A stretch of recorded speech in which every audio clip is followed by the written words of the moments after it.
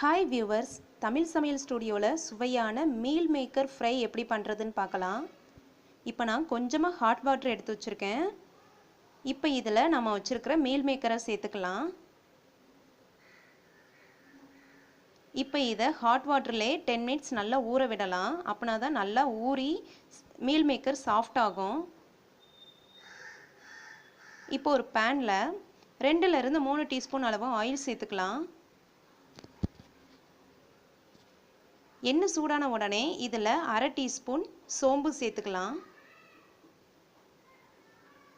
இது லைட்டாக வதங்கட்டும். இப்போ இது கூட ஒரு பெரிய வெங்காயத்தை கட் பண்ணி சேர்த்துக்கலாம். இது கூடவே கொஞ்சமாக இஞ்சியையும் பூண்டையும் சின்ன சின்ன துண்டாக கட் பண்ணி சேர்த்துக்கலாம்.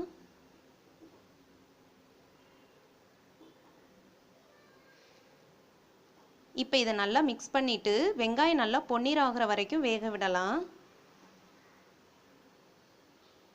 இப்போ பாருங்கள், வெங்காயம் நல்லா வதங்கியிருக்கு. இப்போ இது கூட 2 தக்காளியை சின்ன சின்னதாக கட் பண்ணி சேர்த்துக்கலாம்.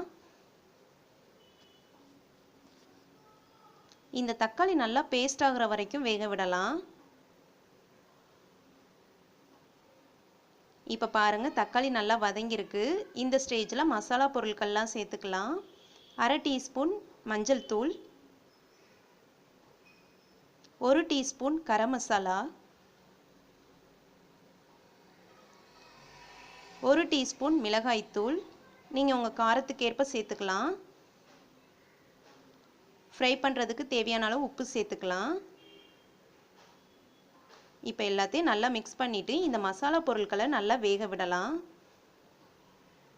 இப்போ பாருங்கள், மசாலா பொருட்கள்லாம் நல்லா வெந்திருக்கு. இப்போ இதில் மீல் மேக்கரை சேர்த்துக்கலாம். இப்போ பாருங்கள், 10 மினிட்ஸ்க்கு அப்புறமா மீல் மேக்கர் நல்லா ஊறி இருக்கு. இப்போ இதில் இந்த தண்ணியெல்லாம் இந்த மாதிரி பிழிஞ்சிட்டு அதுக்கப்புறமா சேர்க்கணும். எல்லாத்தையும் இந்த மாதிரி பிழிஞ்சு எடுத்துக்கலாம்.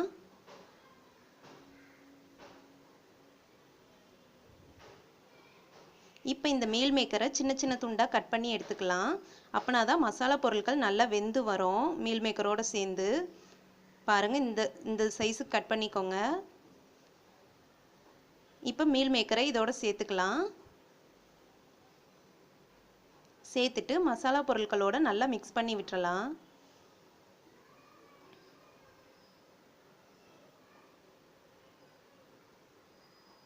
நல்லா மிக்ஸ் பண்ணதுக்கு அப்புறமா இதில் கொஞ்சமாக தண்ணீர் சேர்த்துக்கலாம்.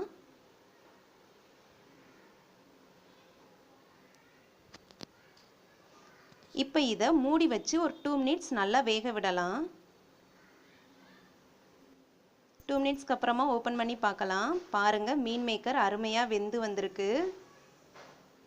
மசாலா பொருட்கள்லாம் மீல் மேக்கரோட நல்லா சேர்ந்து வெந்து வந்திருக்கு. இப்போ இதில் கொஞ்சமாக கொத்தமல்லி இலை சேர்த்துடலாம். சேர்த்துட்டு நல்லா மிக்ஸ் பண்ணி விட்டுறலாம். அவ்வளோதான், சுவையான மீல் மேக்கர் ஃப்ரை தயாராகிருச்சு. நீங்கள் இந்த மாதிரி வீட்டில் ட்ரை பண்ணி பாருங்கள், ரொம்பவும் டேஸ்ட்டாக இருக்கும். உங்களுக்கு இந்த டிஷ் பிடிச்சிருந்துச்சுன்னா எங்கள் சேனலுக்கு சப்ஸ்கிரைப் பண்ணுங்கள். தேங்க்யூ.